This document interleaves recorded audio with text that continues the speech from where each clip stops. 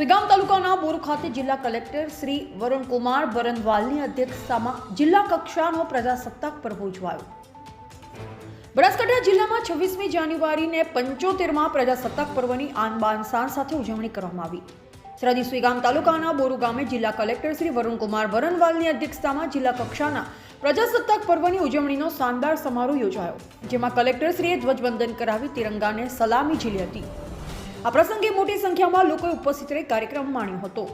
આ પ્રસંગે જિલ્લા કલેક્ટર શ્રી વરુણકુમાર બરનવાલે રાષ્ટ્રધ્વજ ફરકાવી ધ્વજારોહણ કર્યું હતું, તેમજ તિરંગાને સલામી આપી પરેડનું નિરીક્ષણ કર્યું હતું। ત્યારબાદ જિલ્લા પોલીસની વિવિધ 9 પ્લાટૂન દ્વારા માર્ચ પાસ્ટ યોજાઈ હતી, તેમજ જિલ્લાની સુરક્ષા કરતા વિવિધ પોલીસ વાહનોનું વાહન નિદર્શન યોજાયું। તો શક્તિ સેવા કેન્દ્ર અંબાજીના બાળકો દ્વારા બેગ પાઇપર બેન્ડના નિદર્શન હેઠળ સંગીતની સુમધુર સુરાવલી રેલાવવામાં આવી હતી।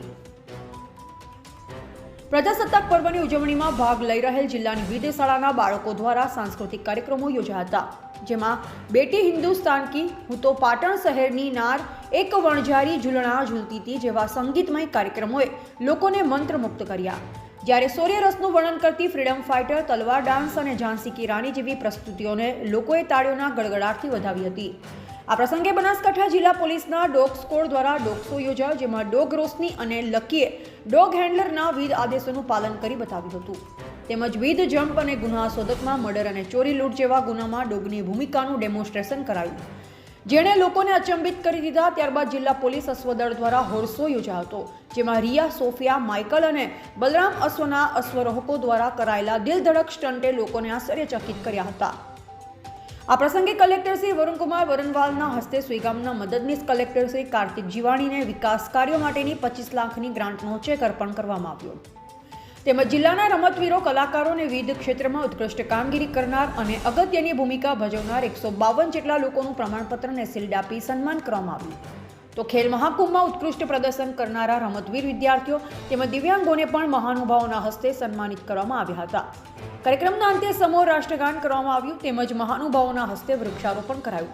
ઉપસ્થિત સૌને હૃદયાઘાત સમયે જીવન રક્ષક એવી CPR તાલીમનું નિદર્શન નિષ્ણાતો દ્વારા આપવામાં આવ્યું।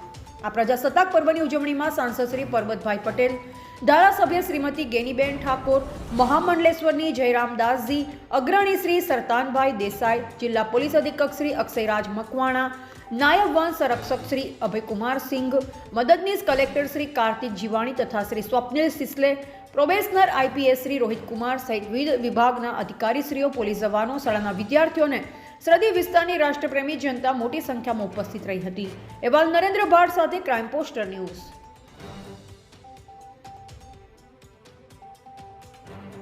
આ શુભ પ્રસંગે સર્વેને શુભકામનાઓ પાઠવું છું।